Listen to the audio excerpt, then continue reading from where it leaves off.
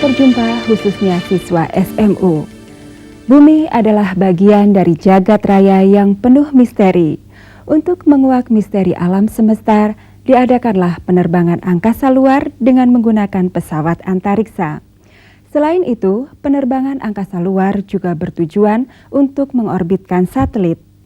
Angkasa luar diartikan tempat-tempat tertentu dari permukaan bumi hingga gaya tarik bumi 0.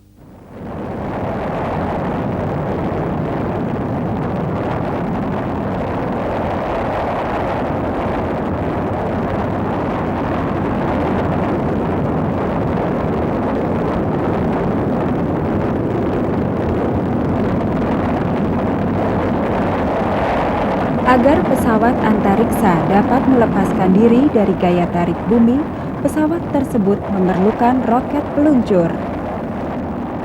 Roket dapat meluncur berdasarkan hukum kekekalan momentum, yaitu bahan bakar propelan padat atau cair dibakar dan menyemburkan gas ke bawah, timbul reaksi, yaitu roket terbang ke atas. Secara sederhana, prinsip roket ditunjukkan oleh balon berikut ini.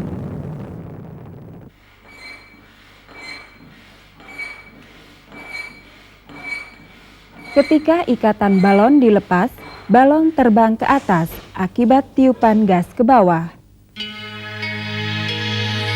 Banyak juga misi penerbangan pesawat antariksa disertai astronot. Di ruang angkasa, kondisinya sangat berbeda dengan kondisi di bumi.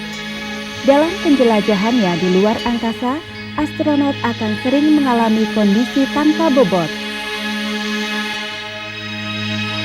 Di ruang angkasa tidak terdapat lapisan atmosfer seperti di bumi.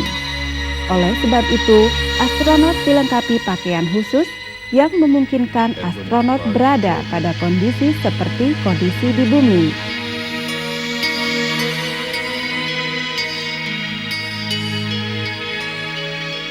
Bagian-bagian penting dari pakaian tersebut antara lain tangki oksigen darurat, kaca matahari berlapis emas, pipa oksigen darurat, baju dalam yang didinginkan, pipa oksigen, pencatat waktu, kantong contoh batu, dan sepatu luar bulan. Keseluruhan pakaian ini memang cukup berat. Tetapi di ruang angkasa, bobot pakaian ini hanya 15 hingga 20% dari bobot di bumi. Berikut akan kita bahas penerbangan angkasa luar, khususnya penerbangan roket Saturnus 5 yang membawa pesawat antariksa Apollo ke-11 hingga mengorbit bumi.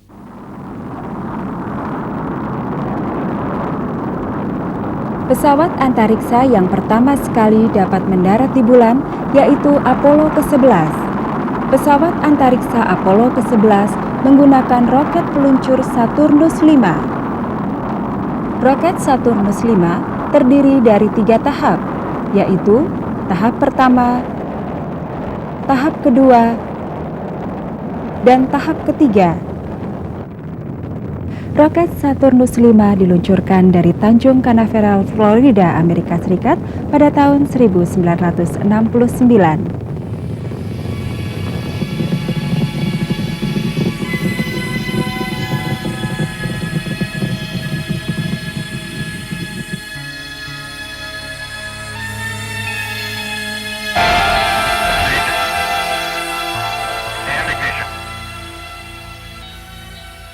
Pada ketinggian 67 km di atas permukaan bumi atau 2 menit 42 detik setelah peluncuran kecepatan roket 2.400 meter per sekon, bahan bakar tahap pertama habis dan melepaskan diri, dibuang ke bumi dan tidak dapat dipakai lagi. Berikutnya, roket tahap kedua menyala selama 6 menit untuk mencapai ketinggian 186 km hingga kecepatan 4.800 meter per sekon. Kemudian roket tahap kedua lepas dan tahap ketiga menyala. Selanjutnya pesawat masuk ke garis edar bumi. Pesawat antariksa mengelilingi bumi.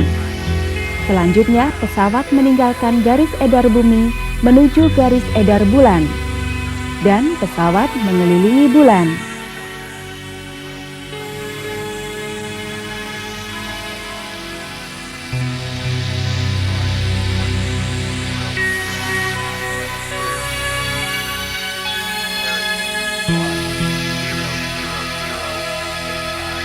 Pesawat antariksa itu sendiri terdiri dari 3 bagian yang disebut modul, yaitu modul komando, modul bulan, dan modul jasa.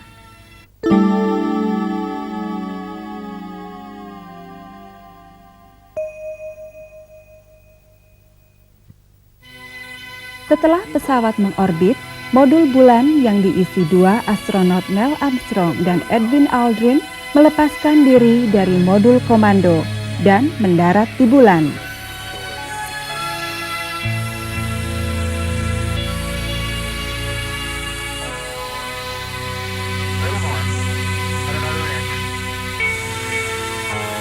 Sedang modul komando berisi astronot Michael Collins tetap mengelilingi bulan.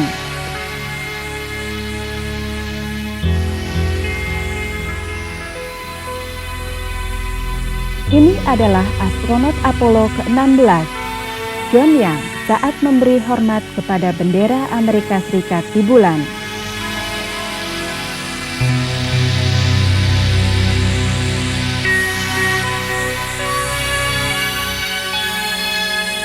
Perhitungan perjalanan kembali dari bulan ke bumi tidak kalah pentingnya.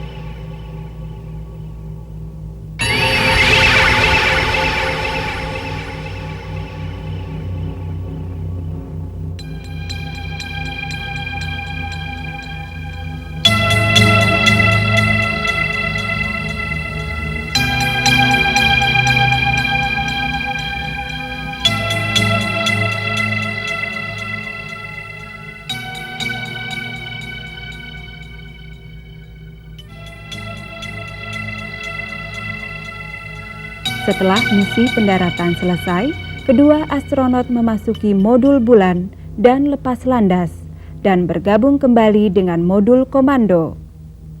Kemudian modul bulan bergabung dengan modul komando. Astronot Neil Armstrong dan Collins pindah ke modul komando, sedang modul bulan dilepas dan jatuh ke bulan. Selanjutnya, ketiga astronot menggunakan modul komando mengelilingi bulan.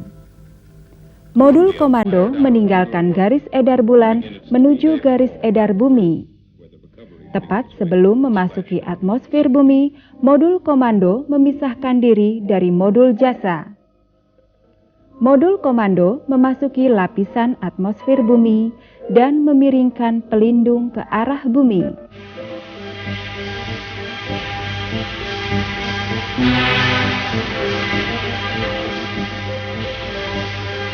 Dengan parasut, modul komando dengan 3 astronot mencebur ke laut.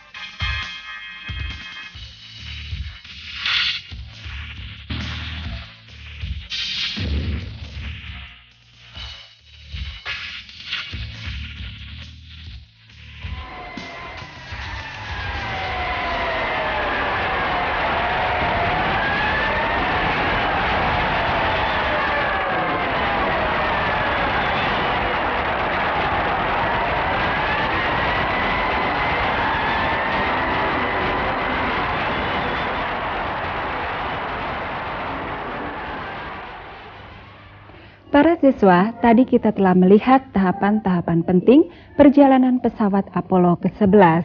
Dari sedemikian besar roket yang diluncurkan dari bumi, hanya modul komando kecil yang kembali ke bumi. NASA, singkatan dari National Aeronautics and Space Administration atau Badan Aeronautika dan Antariksa Nasional Amerika Serikat, berhasil menciptakan pesawat antariksa yang dapat dipakai berulang kali. Dengan demikian, penerbangan antariksa menggunakan pesawat ulang-alik dapat menghemat biaya yang cukup besar dibanding menggunakan pesawat Apollo.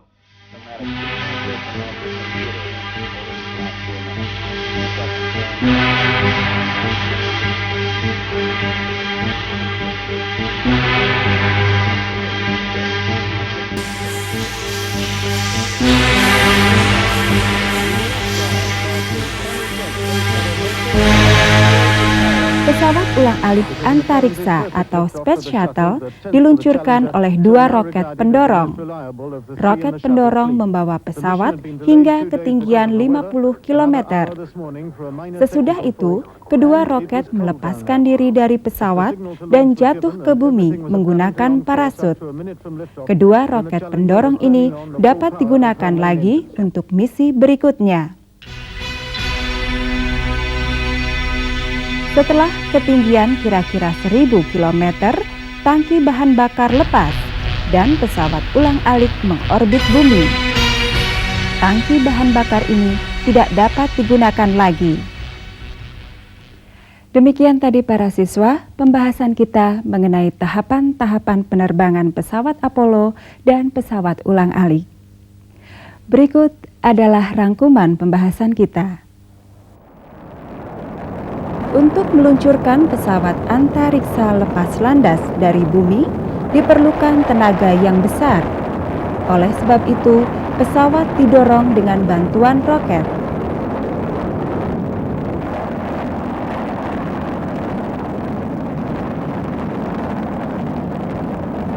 Pesawat Apollo dapat dipakai hanya satu kali misi penerbangan saja. Dari pesawat dan roket yang bagian besar, hanya sebagian kecil, yaitu modul komando saja yang kembali ke bumi.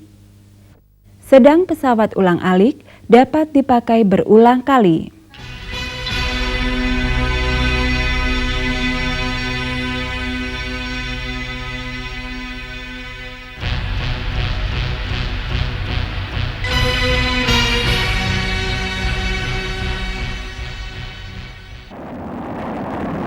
Pesawat ulang-alik menggunakan dua roket pendorong. Baik pesawat itu maupun roket pendorongnya masih dapat dipakai berulang. Roket Saturnus V terdiri dari 3 tahap.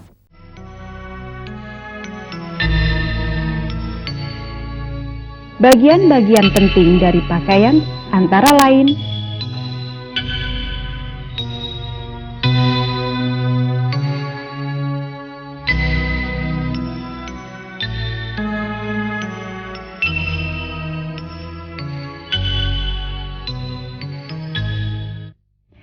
Nah, para siswa, demikian tadi pembahasan kita kali ini. Semoga kalian dapat memahami dengan baik. Sampai jumpa pada program berikutnya.